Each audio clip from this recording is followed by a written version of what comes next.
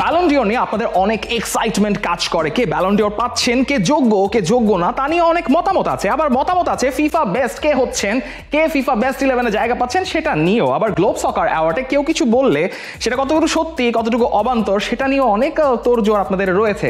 কিন্তু একই সঙ্গে 2024টা ক্যালেন্ডার থেকে হারিয়ে যাচ্ছে, কিন্তু এই 2024-এ ফুটবলে অনেক ধরনের স্মরণীয় ঘটনা ঘটে গেছে যেগুলো আপনার মনে রয়েছে এখনো, যেগুলো অনেকটা ভুলেও গেছেন। তাই ওয়াই নট টি স্পোর্টস থেকে একটা এই 2024-এর ঘটনা এবং সবগুলো মিলে একটা বর্ষসেরা অ্যাওয়ার্ড দেওয়া যেতেই পারে। ব্যালন ডিওর হয়তো আমরা দিতে পারবো না, তবে টি স্পোর্টসের বর্ষসেরা অ্যাওয়ার্ড তো দেওয়াই যায়। তাই এই স্পেশাল এডিশন টি স্পোর্টসের বর্ষসেরা অ্যাওয়ার্ডে আপনাকে স্বাগতম। তবে তার আগে শাহাদাত ভাই প্লিজ, ধন্যবাদ আপনাকে।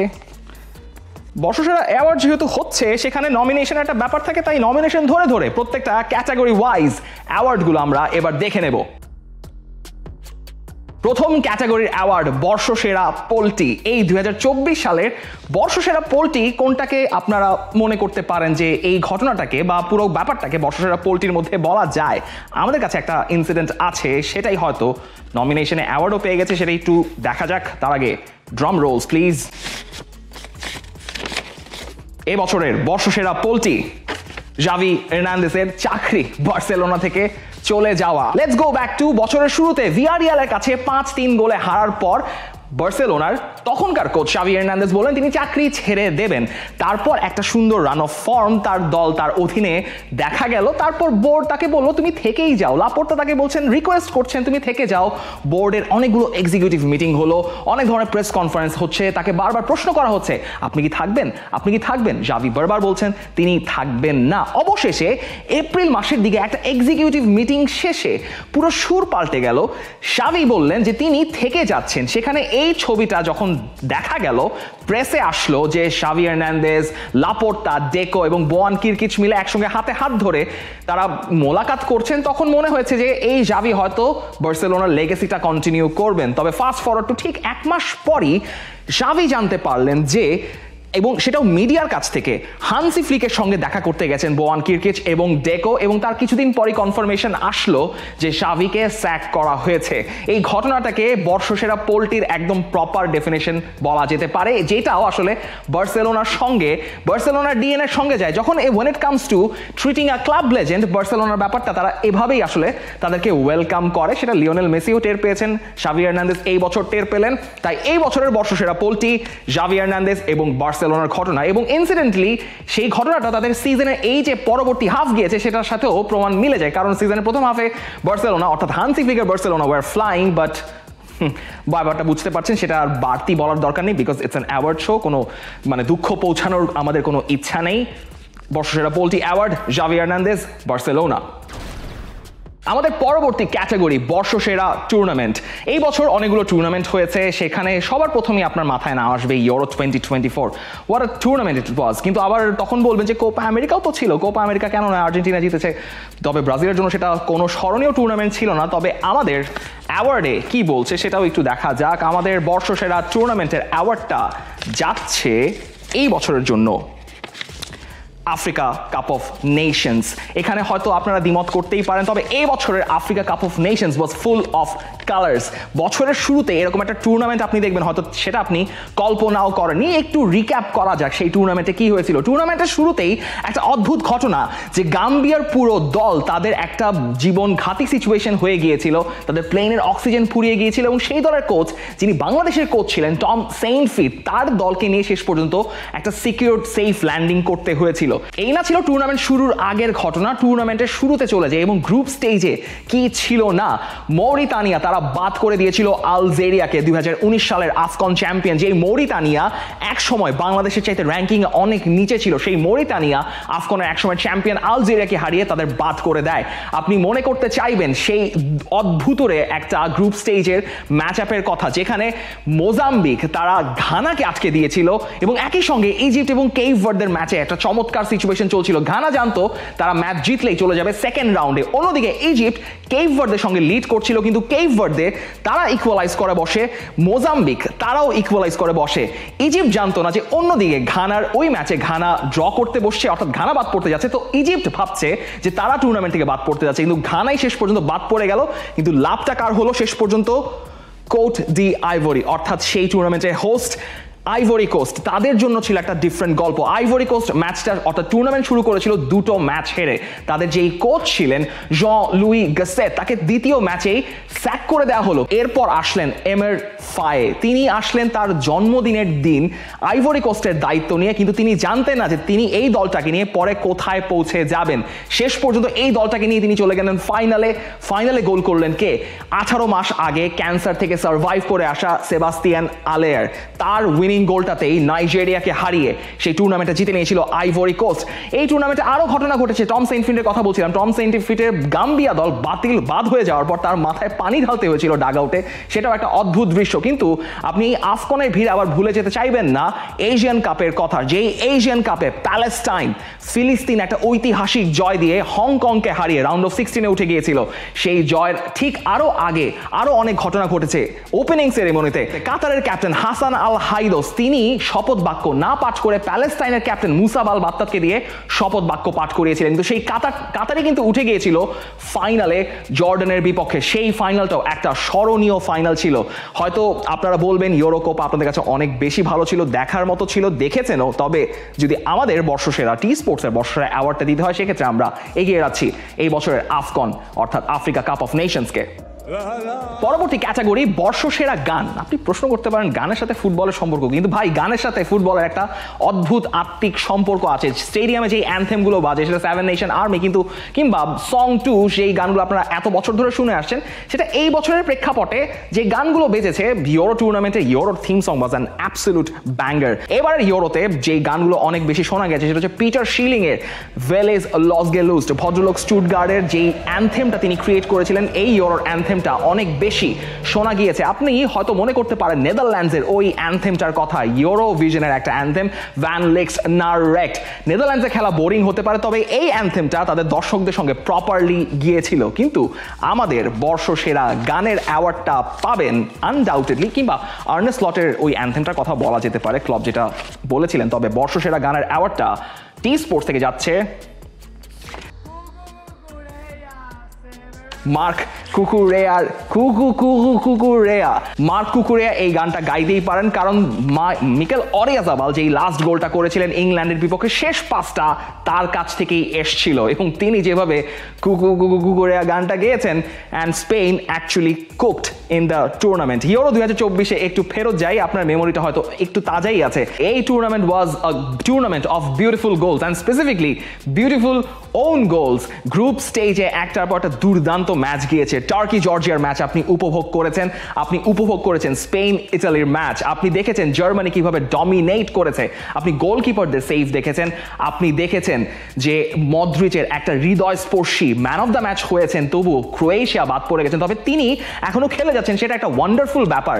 আপনি দেখেছেন সেই টুর্নামেন্টে the birth of Nico Williams and Lamine ইয়ামালের জুটি, আপনি দেখেছেন ফ্লোরিয়ান ভার্টজ এবং জামাল মুজিয়ালার কম্বিনেশন, যারা জার্মানিকে অনেকদিন ধরে লিড করবে। আপনি এই বছরের অন্যতম সেরা ম্যাচ বলতে পারেন জার্মানি এবং স্পেনের কোয়ার্টার ফাইনাল ম্যাচটাকে, যেখানে মিকেল মেরিনোর শেষ মুহূর্তে গোল করে স্পেনকে সেমিফাইনালে নিয়ে গেছিলেন। সেমিফাইনালে লামিন ইয়ামালের সেই গোলটা এখনো আপনার চোখে লেগে আছে। স্পেন যেভাবে ডমিনেট করে ফাইনালটা জিতেছে ইংল্যান্ডের কাছ থেকে, ইংল্যান্ডে এখনো খালি হাতে ফিরে যায় প্রত্যেকটা টুর্নামেন্ট থেকে। 2024 সালে এই ইউরো দিয়েই ফুটবলের একটা সাইকেল পূর্ণ হয়েছে। এই 2008 বা 2012 সালের যে স্পেন ছিল 2010-এর বিশ্বকাপ জয়ী, সেই স্পেনটা একটা পাসিং ফুটবলের রেভলিউশন দিয়ে তারা বিশ্বকে ডমিনেট করেছিল। কিন্তু এই স্পেনের সঙ্গে ওই স্পেনের একটা বড় তফাৎ রয়েছে।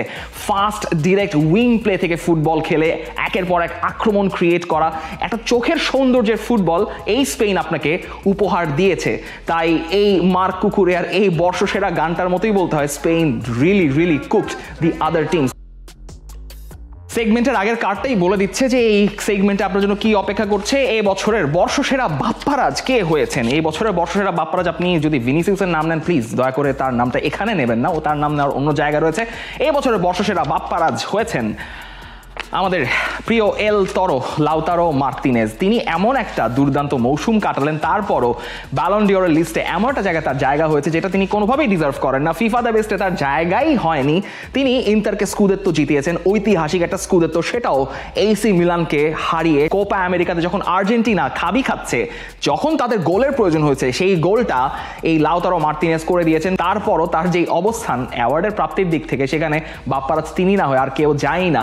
কোপা আমেরিকার কথা যেহেতু আসলো, কোপা আমেরিকানে বলা যেতেই পারে, আপনি বলতে পারেন যে এই হামেস রদ্রিগেজকে আপনি কবে শেষ এরকম ফ্লেয়ার দিয়ে খেলতে দেখেছেন? সেই হামেস রদ্রিগেজ হ্যালির ধূমকেতুর মতো বড় টুর্নামেন্টগুলোতে আসেন, পারফর্ম করে যান, কোপার বেস্ট প্লেয়ার হয়েছেন, তারপর তিনি কি করছেন? রায় বায়াগানোতে বেঞ্চে বসে আছেন। ব্রাজিলের জন্য একটা আবারও ভুলে যাওয়ার মতো টুর্নামেন্ট হয়েছে। মার্সেলো বিয়েলসার উরুগুয়ের সঙ্গে এখনও সেই দহরম মহরম ব্যাপারটা চলছে, যদিও উরুগুয়ে তৃতীয় হয়ে শেষ করেছে। একটা স্মরণীয় কোপা আমেরিকা আর্জেন্টিনার জন্য, স্মরণীয় কোপা আমেরিকা লাউতারো মার্তিনেজের জন্য। বছরটাও লাউতারো মার্তিনেজের ছিল, কিন্তু শেষ পর্যন্ত প্রাপ্তির খাতায়, অ্যাওয়ার্ডের প্রাপ্তির খাতায় তিনি শূন্য। পরবর্তী অ্যাওয়ার্ড বর্ষসেরা লিগ। ব্যাপারটা আসলে যখন সেরা লিগের কথা আসছে, সেরা লিগ আপনারা জানেন কোনটা, সেই লিগটাতে সবচেয়ে বেশি কম্পিটিটিভনেস হয়, সেই লিগের টপ 5 বা টপ 6 প্রত্যেক বছর পাল্টে যায়। বিশ্বের সবচেয়ে সেরা সেরা কোচগুলো সেই লিগে ম্যানেজ করে আসেন, সেই লিগের তুলনা আর কোনো লিগের সঙ্গে হয় না। আপনারা তাই জানেন বর্ষসেরা লিগটা কে পেতে যাচ্ছে। বর্ষসেরা লিগ অর্থাৎ এই বছরের টি স্পোর্টসের বর্ষসেরা লিগের অ্যাওয়ার্ডটা তাই যাচ্ছে সেরিয়ার কাছে। আপনি কি ভেবেছিলেন সেরিয়ানো তো কি মানে অন্য কোনো লিগ? নো, সেরিয়াতে একটা পর একটা ঘটনা এই বছরও ঘটে গেছে। 2024-এর শুরুতে অর্থাৎ 2023-এর শেষের দিকে মোরিনিও স্যাকড হলেন রোমা থেকে। সেই রোমার স্যাকিং কালচারটা চললো দানিয়েলে দে রসি থেকে, তারপর ইভান ইউরিচ, এখন শেষ পর্যন্ত ক্লদিও রানিয়েরিকে আসতে হয়েছে তার রিটায়ারমেন্টের ছুটিটা ভেঙে দিয়ে। আপনি ইন্টারকে আরেকটা ডমিনেন্ট ইউরোপিয়ান টিমে আবার পুনর্জন্ম হতে দেখেছেন। পুরো বছরে পুরো সবগুলো কম্পিটিশন মিলে ম্যাচ হেরেছে মাত্র 3টা। তারা দাবি জানিয়ে যাচ্ছে সেই রিয়াল মাদ্রিদ, বার্সেলোনা কিংবা ম্যানচেস্টার সিটির সঙ্গে টক্কর দেওয়ার জন্য এখন প্রস্তুত আছে। এই সেরিয়াতে এবার অনেকগুলো ঘটনা ঘটেছে। নাপোলি যারা গত বছর অর্থাৎ 2022-23 একটা ঐতিহাসিক সেরিয়া জয় করে আসলো, তারা এমনভাবে স্লাম করলো, সেই ঘটনাগুলোর পর থেকে অরেলো দি লরেন্তিস বলে উঠলেন, আমার এই ক্লাবে এরকম তো আমি এক্সপেক্ট করিনি, কি হচ্ছে আমার ক্লাবে। এর পরবর্তীতে ইউভেন্তুস তারা কিছুটা চেষ্টা করলো উঠে আসার, সেখানে থিয়াগো মোত্তা আসলেন, যিনি একটার পর একটা ম্যাচ ড্র করে চলেছেন। স্পিকিং অফ থিয়াগো মোত্তা, বোলোনিয়াকে নিয়ে একটা স্মরণীয় মৌসুম তিনি কাটিয়েছেন। তারপর আপনি ফিওরেন্তিনাকে নিয়ে বলতে পারেন যে ফিওরেন্তিনারও একটা রেনেসন্স ঘটেছে ময়েজেস কিনের কারণে, যেখানে দাভিদ দেহে একটার পর একটা ক্লিন শিট রেখে গেছেন, তার ক্যারিয়ারের একটা রিবার্থ হয়েছে। আপনি এই মৌসুমে চলে আসেন, এই মৌসুমে নাপোলিতে এসছেন কন্তে প্রথমে সবকিছু নিয়ে ঠিকঠাক ছিলেন, স্কট ম্যাকটমিনেকে আনলেন, বিলি গিলমোরকে আনলেন, লুকাকুর সঙ্গে একটা পুনর্মিলন হলো, কিন্তু লিগটা ডমিনেট করছে ইন্টার এবং আতালান্তার কথা বলতে হয়। আতালান্তাকে নিয়ে জান পিয়েরো গাসপেরিনি যা করে দেখিয়েছেন, একটা ইউরোপা লিগ জিতেছেন, সেটাও বায়ার লেভারকুজেনকে হারিয়ে এই সিজন এখন ক্রুজ পাস করছেন লিগের শীর্ষে থেকে। এই লিগের কম্পিটিটিভনেসের সঙ্গে আপনি অন্য কোন লিগের কম্পিটিটিভনেস তুলনা করতে যাবেন কিংবা ঘটনার তুলনা করতে যাবেন? ইনফ্যাক্ট যখন এই অ্যাওয়ার্ডের সেরেমনির প্রিপারেশন চলছিল, তখন এসি মিলানকে নিয়ে আমরা কি কথা বলবো সেটা ভাবছিলাম, কথা বলার কারণ চলে এসছে। সেখানে পাওলো ফনসেকা স্যাক্ট হয়েছেন, যেখানে আসতে যাচ্ছেন সেরহিও কনসেইসাও, এবং সেরহিও কনসেইসাওর প্রথম অ্যাসাইনমেন্ট পড়বে নতুন বছরে তার ছেলের দল ইউভেন্তুসের সঙ্গে, যেখানে তার ছেলে ফ্রান্সিসকো কনসেইসাও খেলেন। মানে speak of drama. And speaking of drama, ইউভেন্তুসের হয়ে যখন মাসিমিলিয়ানো আলেগ্রি তার শেষ ম্যাচটা পরিচালনা করলেন, কোপা ইতালিয়া জিতালেন, সেখানে আলেগ্রি এসব ঘটনা ঘটিয়েছেন। Serie, this is the best league probably, মানে আমার জন্য হয়তো হতে পারে, তবে এই অ্যাওয়ার্ডের সিলেকশনগুলো সবগুলোই কর্তৃপক্ষের অনুমোদন নিয়ে হয়েছে। তাই এই বছরের বর্ষসেরা অ্যাওয়ার্ড লিগের অ্যাওয়ার্ডটা যাচ্ছে সেরিয়ার কাছে। পরবর্তী অ্যাওয়ার্ড বর্ষসেরা দল। আপনি হয়তো এই অ্যাওয়ার্ডটা চাইলে অনেক কন্টেস্ট করা যেতে পারে। আপনি হয়তো বলবেন যে রিয়াল মাদ্রিদ ছাড়া আর কোন দল বর্ষসেরা দল হতে পারে। আলটিমেটলি হয়তো কথাটা সত্যি। আপনি আবার সেখানে প্রতিবাদ জানাতে পারেন কেন বায়ার লেভারকুজেন নয়। শাবি আলোনসো, বায়ার লেভারকুজেন যেটা দেখিয়েছে একটা আনডিসপিউটেড, তারা বুন্দেসলিগা চ্যাম্পিয়ন হয়েছে কোনো ম্যাচ না হেরে, বায়ার্ন মিউনিখের সেই ভয়াল রাজত্ব ভেঙে দিয়ে আপনি সেখানে বলতে পারেন ম্যানচেস্টার সিটি কারণে। এখন হয়তো ম্যানচেস্টার সিটির কথা বলবেন না, তবে আমাদের টি স্পোর্টস অ্যাওয়ার্ডের বর্ষসেরা দল হচ্ছে সান ম্যারিনো। স্যান ম্যারিনোর ঐতিহাসিক একটা জয় এই বছর আপনি দেখেছেন। 2004 সালে যেই দলটা শেষ কোনো আন্তর্জাতিক ম্যাচ জিতেছিল লিখটেনস্টাইনের সঙ্গে, সেই লিখটেনস্টাইনকে তারা 1-0 গোলে হারিয়েছে। এরকম 20টা বছর একটা জয়ের জন্য কোনো দলকে অপেক্ষা করতে হয়নি। সেই সেন্সোলি যিনি গোলটা করেছিলেন স্যান ম্যারিনোর ঘরের মাঠে, তার গোলের পর এই দশাটা হয়েছিল। পুরো স্টেডিয়ামে যত মানুষ ছিলেন, সেই স্টেডিয়ামের মানুষজন পুরো দলকে ঘিরে উদযাপন করেছেন। স্যান ম্যারিনোর একটা ঐতিহাসিক জয় আপনি দেখেছেন এই বছরের সেপ্টেম্বর মাসে 1-0 গোলে তারা লিখটেনস্টাইনকে হারিয়েছিল। নভেম্বর মাসে অ্যাওয়ে ফিক্সচারে তারা এই লিখটেনস্টাইনকে আবার 3-1 গোলে হারিয়েছিল, যেই লিখটেনস্টাইনকে তারা 2004 সালে 1-0 গোলে হারিয়েছিল। তার 20 বছর পর তাদের সেকেন্ড জয় এবং তার 2 মাস পর থার্ড জয়টা আসলো। আপনি যদি ইউএফএ নেশনস লিগের গ্রুপটা দেখেন, তারা কিন্তু গ্রুপে প্রমোশন পেয়ে তারা ইউএফএ নেশনস লিগের সি গ্রুপে খেলতে যাচ্ছে আগামী পরবর্তী ইটারেশন থেকে। স্যান ম্যারিনো লিখটেনস্টাইনের সঙ্গে যে ঐতিহাসিক জয়টা পেয়েছিল 1-0 গোলে, সেই জয়ের নায়ক সেন্সোলির নামটা স্যান ম্যারিনোর ইতিহাসে আজীবন স্মরণীয় হয়ে থাকবে তারা এই বছরের বর্ষসেরা দল হিসেবে। এই বছরের বর্ষসেরা উক্তির জন্য আমাদেরকে অনেকগুলো প্রেস কনফারেন্স, অনেকগুলো কথা, উপকথা এবং কটু কথা খাটতে হয়েছে, কিন্তু সবকিছুর পর একটা কথাই স্ট্যান্ডস আউট, সেটাই এ বছরের বর্ষসেরা উক্তি। সেটা হচ্ছে এরলিং হল্যান্ডের স্টে হাম্বল। কি একটা ম্যাচ হলো আর্সেনাল ম্যানচেস্টার সিটি, 2-2 গোলের ড্র হলো। জন স্টোনসের একটা গোলের পর এরলিং হল্যান্ড তিনি বলটা ছুঁড়ে মারলেন গ্যাব্রিয়েল মাগালেসের দিকে, গ্যাব্রিয়েল মাগালেসের মাথায় লেগে বলটা রিবাউন্ড করলো। যখন সেই ড্রটা তারা সেলিব্রেট করছে, তখন আর্তেতাকে দেখে এরলিং হল্যান্ড বলে উঠলেন, একটু ঠিকঠাক থাকো, ভদ্রতা বজায় রাখো। This is how it all started, the fall of Manchester City and Pep Guardiola. Pep Guardiola ব্যাপারটা এমন হয়ে গেল যে তিনি তার ইনার জোজে মরিনিওকে চ্যানেল করলেন, যেই জোজে মরিনিওকে তিনি রক্তে রক্তে হেট করতেন সেই 2008 থেকে 2012 সাল পর্যন্ত। 14টা ম্যাচে, এই লাস্ট যে 14টা ম্যাচ গিয়েছে, সেখানে 14টা ম্যাচে ম্যানচেস্টার সিটি জিতেছে 2টা ম্যাচ, এবং ভাগ্যক্রমে সেই লেস্টার সিটির সঙ্গে ম্যাচটা জিতেছে বলেই সেখানে 2টা জয়ের কথা বলা যাচ্ছে। ইন দ্যাট রান তারা হেরেছে 9টা ম্যাচে, ড্র করেছে 3টাতে। What a run we have seen in this year, এবং সেটাও এই একটা উক্তির পর থেকে। এর চাইতে বোধ হয় আর বম্বাস্টিক উক্তি আর হতে পারে না। তাই এবছরের বর্ষসেরা উক্তি যাচ্ছে এরলিং হল্যান্ডের স্টে হাম্বলের কাছে। সবগুলো লিগেই অনেকেই রয়েছেন যারা গুয়ার্দিওলাকে ফলো করেন। গুয়ার্দিওলার ফিলসফি, গুয়ার্দিওলার প্লেয়িং স্টাইল এবং আকারে ইঙ্গিতে চেহারাতে অনেকের গুয়ার্দিওলার সঙ্গে মিল রয়েছে। তবে এবছরের বর্ষসেরা ছুপা গুয়ার্দিওলা অ্যাওয়ার্ডটা দিতে হচ্ছে একমাত্র তিনিই পাবেন, এছাড়া আর কেউ পাওয়ার কথা নয়। আপনারাও জানেন সেই নামটা কে, সেই নামটা হচ্ছেন এরিক টেন হাগ নন, তিনি হচ্ছেন আর্নে স্লট। আর্নে স্লট লিভারপুলে এসছিলেন ইউর্গেন ক্লপকে, মানে ইউর্গেন ক্লপ সরে গেছেন, তারপর আর্নে স্লট এসছেন। ইউর্গেন ক্লপ তার নাম উচ্চারণ করে, তার গানটা গাইয়ে তাকে বরণ করেছেন। তার কাঁধে যে পাহাড় সম ভারটা ছিল, সেটা কি অনায়াসে তিনি ক্যারি করে গেলেন পুরো এই মৌসুমটা যতটুকু গিয়েছে।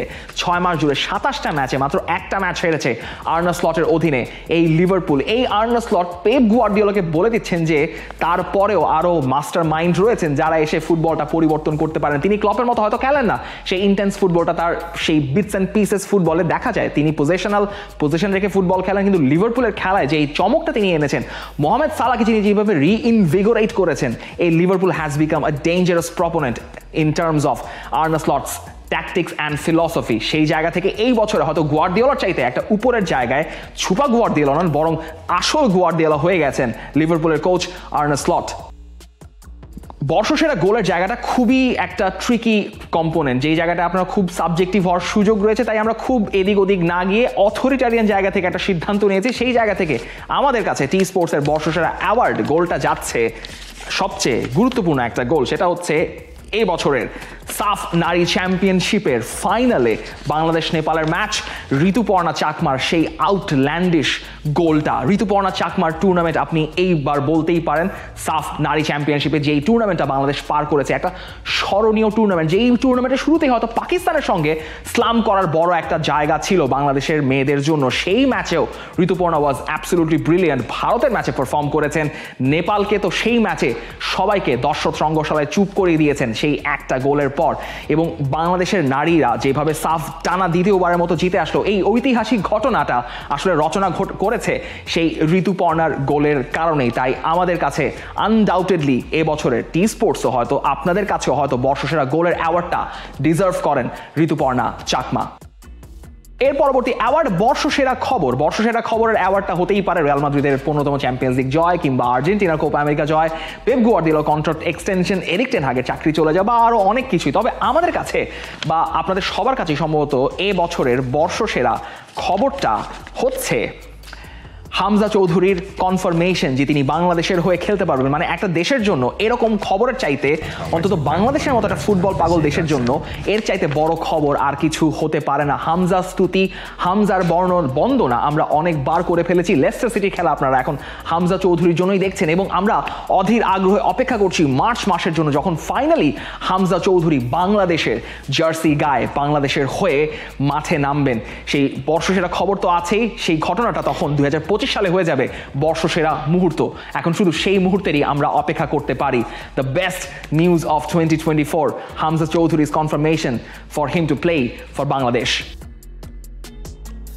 সর্বশেষ অ্যাওয়ার্ডটাতে যাওয়ার আগে কিছু স্পেশাল মেনশনটা না করলেই নয়। স্পেশাল মেনশনের শুরুতেই একটা ট্র্যাজিক ঘটনা দিয়েই আসলে একটু বলা যাক যে এই ট্র্যাজিক ঘটনাগুলো এই বছর দেখা গেছে। ট্র্যাজিক মোমেন্টের প্রথমটাই হচ্ছে ফিলিস্তিনের হানিয়াল মাজদার। তিনি একসময় ফিলিস্তিনের ক্যাপ্টেন ছিলেন, নাম্বার 7। তাকে প্যালেস্টিনিয়ান পিরলো উপাধিও দেওয়া হয়েছিল একসময়, তিনি যখন তার খেলোয়াড়ি জীবনটা চলছিল। তিনি যখন ফিলিস্তিনে এই আগ্রাসন চলছে, ইসরায়েলের আগ্রাসন, সেই সময় আসলে ফিলিস্তিনের ওয়েস্ট ব্যাংক গাজাতে থেকে গিয়েছিলেন, এবং সেরকমই একটা দিনে ফেব্রুয়ারি মাসে ইসরায়েলের রকেটস লঞ্চারের স্ট্রাইকে তিনি তার প্রাণটা হারান। হানিয়াল মাজদার, তার প্রাণটা গেছে এই আগ্রাসনে, এবং আরও অনেক স্পোর্টস পার্সোনাল, অনেক মানুষের প্রাণ গেছে, যেটা এখনও জারি রয়েছে সেই ট্র্যাজিক মুহূর্তগুলো। এবং এরকমই একটা ট্র্যাজিক মোমেন্ট, তবে সেটা শেষ পর্যন্ত ঠিকঠাকই হয়েছে, যে এদুয়ার্ডো ববে তিনি যেভাবে পড়ে গিয়েছিলেন ফিওরেন্তিনার ম্যাচে ইন্টারের সঙ্গে, সেটাও একটা মোমেন্টের জন্ম দিয়েছিল, আপনার একটা হৃদয় বিদারক, হৃদয়স্পর্শী মোমেন্টের। সে সময় তাকে যেভাবে অ্যাম্বুলেন্সে করে তুলে নিয়ে যাওয়া হয়েছে, সবার চোখে মুখে আসলে তাকে হারানোর একটা ব্যাপার টের পাওয়া যাচ্ছিল, যে বোবে আসলে ফিরে আসতে পারবেন কিনা। সবার সবচেয়ে ভালো খবর, তিনি ফিরে এসেছেন। সেই ট্র্যাজিক মোমেন্টটা আর শেষ পর্যন্ত সত্যি হয়নি। তাই আমরা পরবর্তী মোমেন্টে চলে যেতে চাই। জোজে মরিনিও এখন ফেনারবাশের কোচ। ফেনারবাশেতে যিনি একের পর এক ঘটনা ঘটাচ্ছেন, একের পর এক বিস্ফোরক মন্তব্য করে যাচ্ছেন। তবে এ বছরের সম্ভবত সবচেয়ে বেস্ট মরিনিও মোমেন্ট হচ্ছে ফেনারবাশের বিপক্ষে একটা সিদ্ধান্ত দেওয়াতে তিনি রেফারির উপর এতটাই চটে গিয়েছিলেন যে সেই সিদ্ধান্ত জাস্টিফাই করতে যে তিনি সেই ল্যাপটপটা ক্যামেরার সামনে রেখে আসলেন। মানে this is only Jose Mourinho can pull off এ বছরের সেরা জোজে মরিনিও মোমেন্ট। এবং ফানি মোমেন্ট থেকে মনে হতে পারে এই বছরের বেস্ট মিমটা কাকে দেওয়া যেতে পারে। এই বছরের বেস্ট মিমটা হয়তো এমবাপের পড়ে যাওয়ার পর থেকে একের পর এক যে মিম রিসার্কুলেট হয়েছে, সেটা আপনি বলতে পারেন যখন ক্লাব বলেছেন he is running out of energy, তারপর থেকে যেভাবে একটা মিম এসছে সেটাও বলতে পারেন। তবে এই বছরের বেস্ট মিম ইটসেলফ হয়তো কোনো মিম ছিল না, সেটা হচ্ছে মার্কার যেই ভবিষ্যৎবাণী ভিনিসিয়াস জুনিয়রকে ব্যালন ডিওর ধরিয়ে দিয়ে তারা যেভাবে ক্যাপশন দিয়ে পত্রিকায় ছেপে দিয়েছিল, সেটাকে আসলে বেস্ট মিম বলা যেতে পারে। কারণ রদ্রি শেষ পর্যন্ত যখন পেয়ে গিয়েছিলেন, যখন এই ব্যালন ডি ওয়ার্ডটা হয়েছে, এই পুরো ব্যাপারটা একটা মিম টেমপ্লেট হয়ে গিয়েছিল। এই বছরের ফুটবলে আমরা অনেক বিদায় দেখেছি ফুটবলারদের, সেটা জাতীয় দল থেকে হোক, সেটা ক্লাব থেকে হোক, কিংবা দুইটা দল মিলেই হোক। সেখানে সবচেয়ে বড় নাম আন্দ্রেস ইনিয়েস্তা, তার বুট জোড়া তুলে রেখেছেন। What an illustrious career he had. শেষ পর্যন্ত শেষটা ভালো হয়নি, হয়তো হতে পারতো লা লিগা জেতার পর, চ্যাম্পিয়ন্স লিগ জেতার পর ইউরোটাও জিততে চেয়েছিলেন টনি ক্রোস, সেটা শেষ পর্যন্ত হয়নি, স্পেনের কাছে হারতে হয়েছে। সেখান থেকে সেই জার্মানি দল থেকে একের পর এক বিদায় নিয়েছেন মানুয়েল নয়ের, বিদায় নিয়েছেন থমাস মুলার, নিয়েছেন বিদায় গুন্দোয়ান। তবে তারা টর্চটা পাস করে দিয়েছেন ফ্লোরিয়ান ভার্টসকে, জামাল মুজিয়ালাকে। ফ্রান্স জাতীয় দলকে বিদায় জানিয়েছেন গ্রিজমান, কিন্তু তিনি আথলেটিকোর হয়ে এখনো সেই মুগ্ধতার ছড়িটা ঘুরিয়েই যাচ্ছেন। আমরা বিদায় দিয়েছি সুয়ারেসকে, উরুগুয়ের জাতীয় দল থেকে তিনি বিদায় বলে দিয়েছেন। এল পিস্তোলেরো বিদায় দিয়েছেন এভারগ্রিন, যাকে দেখে মনে হয়েছে যে তিনি এখনো তরুণ রয়েছেন, সেই পেপেকে বিদায় বলেছেন অলিভে জিরু। বিদায়ের এই মিছিলে, এতগুলো বিদায়ের মিছিলে এখনো এভারগ্রিন খেলে যাচ্ছেন, এবং তিনি 900 গোল করে ফেলেছেন, দ্য গোট। এবং তিনি আমাদের আজীবন সম্মাননা পাবেন এই বর্ষসেরা অ্যাওয়ার্ডে। তার নামটা আপনারা জানেন, যেহেতু গোট ক্রিশ্চিয়ানো রোনালদো, যিনি 900 গোল করতে পারেন, এবং 900 গোল করার পরও তার বছরটা শেষ হচ্ছে 916টা গোল দিয়ে। এবং এই বয়সে এসেও তিনি বাইসাইকেল কিক করে পোল্যান্ডের সঙ্গে গোল করেন, এবং যখন তিনি গোল করেন না কিংবা তিনি ম্যাচ খেলেন না, তখন তিনি ইউটিউবে একজন পডকাস্টার হয়ে যান, তিনি একজন ইউটিউবার হয়ে যান। তার কথা নিয়ে পুরো বিশ্বে ঝড় উঠে যায় টি স্পোর্টসের টেবিলে। তাই বর্ষসেরা আজীবন সম্মাননা শুধুমাত্র এই একটা ব্যক্তি ডিজার্ভ করেন, সেটা হচ্ছেন CR7 ক্রিশ্চিয়ানো রোনালদো। আছে বর্ষসেরা সেলিব্রেশনের অ্যাওয়ার্ডটা। বর্ষসেরা সেলিব্রেশনের অ্যাওয়ার্ডটা আমরা দিতে চাই আকরাম আফিফকে তার এই চমৎকার সেলিব্রেশনটা করার জন্য। জর্ডানের বিপক্ষে যখন কাতার AFC এশিয়ান কাপটা জিতেছিল, সেখানে তিনি যেই সেলিব্রেশনটা করেছিলেন সেটা অন্য যে কোনো সেলিব্রেশনকে এই বছরে ছাড়িয়ে গেছে। The card says itself, absolute cinema of the year, এবং এই absolute cinema হচ্ছে দ্য বেস্ট ম্যাচ এবং দ্য বেস্ট প্লেয়ার যাদেরকে আপনি এই ম্যাচে স্ট্যান্ড আউট করতে দেখেছেন, যেটা আপনার চোখে এখনো স্মরণীয় হয়ে আছে। এই বছরের বেস্ট ম্যাচ আপনি হয়তো বলতে পারেন স্পেন জার্মানি ম্যাচটা, কোনো সন্দেহ নেই Spain Germany match was one of the very very best. আপনি বলতে পারেন সেই লা রেমন্তাদা রিয়াল মাদ্রিদের বরুসিয়া ডর্টমুন্ডের সঙ্গে যেভাবে তারা কাম ব্যাক করেছে, বলতে পারেন বরুসিয়া ডর্টমুন্ডের সঙ্গে বার্সেলোনার ম্যাচটাও, আরও অনেকগুলো ম্যাচ রয়েছে, বায়ার লেভারকুজেনের অনেকগুলো ম্যাচ রয়েছে, আতালান্তার ম্যাচ রয়েছে, কিন্তু সব কিছু ছাপিয়ে এবছরের absolute cinema of the year in football is, সেটা আমি এটা না দেখেও বলে দিতে পারি, সেটা হচ্ছে রিয়াল মাদ্রিদ বায়ার্ন মিউনিখের Champions League semifinal second leg. এই ম্যাচটা রিয়াল মাদ্রিদের আপরলা 15কে আরও স্পেশাল করে তুলেছে। আপনি চিন্তাও করতে পারেননি যখন আলফোনসো ডেভিস গোলটা করলেন, যখন রিয়াল মাদ্রিদ সেখান থেকে কীভাবে কাম ব্যাক করবেন। নাচো একটা গোল করে বসলেন, সেই গোলটা তিনি সেখানে কাউকে বাধা দিয়েছিলেন বলে সেই গোলটা বাতিল করে দেওয়া হলো। ম্যাচের 87 মিনিট চলছে, সেখানে ভিনিসিয়াস জুনিয়র ফার্স্ট হাফে ভালো করতে পারেননি, সেই ভিনিসিয়াস জুনিয়র কিমিককে খাবি খাওয়াচ্ছেন কিন্তু গোলটা বের করতে পারছেন না। কিমিক একটা লে অফ করলেন, সেখান থেকে কিকটা করলেন কে, গোলটা করলেন কে, ম্যানুয়েল নয়ার বলটা প্রায় ধরেই ফেলেছিলেন, সেখান থেকে হসেলু যেই রানটা নিয়ে তিনি গোলটা করলেন, সেখানে আর কেউ থাকলে গোলটা করতে পারতেন কিনা আপনি বারবার চিন্তা করবেন একবার সেই গোলটার পর। কিংবা হসেলু, আবার সেই হসেলুই 2 মিনিট পর যেই গোলটা করেছেন সেটা রিয়াল মাদ্রিদকে একটা অবিস্মরণীয় কাম ব্যাক কিংবা চ্যাম্পিয়ন্স লিগের ফিক্সচার আপনাকে এই বছরের জন্য স্ট্যাবলিশ করেছে। এবং একই সঙ্গে এই অ্যাবসলিউট সিনেমার বেস্ট ডিরেক্টর বা বেস্ট প্লেয়ার আমাদের কাছে তিনি হচ্ছেন হসেলু। এই হসেলু না থাকলে রিয়াল মাদ্রিদের এই আপরলা 15 আসে না। যেই হসেলু দ্য জার্নিম্যান ফ্রম মাদ্রিদ, তিনি একের পর এক বিভিন্ন দেশে ঘুরিয়ে বেরিয়েছেন, প্রিমিয়ার লিগে খেলেছেন, ফ্রেঞ্চ লিগে খেলেছেন, জার্মান লিগে খেলেছেন। তিনি রিয়াল মাদ্রিদের ফাইনাল ম্যাচটা দেখার জন্য প্যারিসে পর্যন্ত গিয়েছিলেন যখন তিনি রিয়াল মাদ্রিদের প্লেয়ার ছিলেন না, তাকে মাত্র 1 বছরের জন্য একটা ব্যাকআপ হিসেবে আনা হয়েছিল। তিনি রিয়াল মাদ্রিদের ইতিহাসের অন্যতম স্মরণীয় মুহূর্তটা লিখতে তিনি সলিডিফাই করে গেছেন সেই চ্যাম্পিয়ন্স লিগের বায়ার্ন মিউনিখের সেকেন্ড লেগ সেমিফাইনাল ম্যাচটাতে। যদি রিয়াল মাদ্রিদের কারোর নামটা স্মরণীয় করে রাখতে হয় ইতিহাসের পাতায়, তার ভাস্কর্য করে হোক, যেভাবে হোক, স্কাল্পচার করে হোক, সেটা হবে হসেলুর নামটা। Joselu made Real Madrid special in this year. এই বছরের যে absolute cinema match Bayern Munich Real Madrid, কোনো সন্দেহ নেই হয়তো আপনারা দ্বিমত এই ব্যাপারে করবেন না এই অ্যাওয়ার্ডের ব্যাপারে, এবং একই সঙ্গে বেস্ট ডিরেক্টর বা best player হসেলু।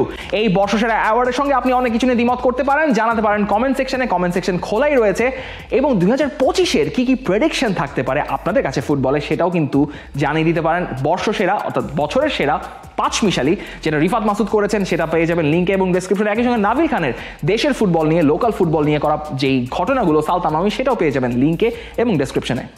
Bangladesh premier league 2025, 7টি দলের জমজমাট লড়াইয়ের মাধ্যমে পুরো দেশ দেখতে চোখ রাখুন টি স্পোর্টস নেটওয়ার্কে।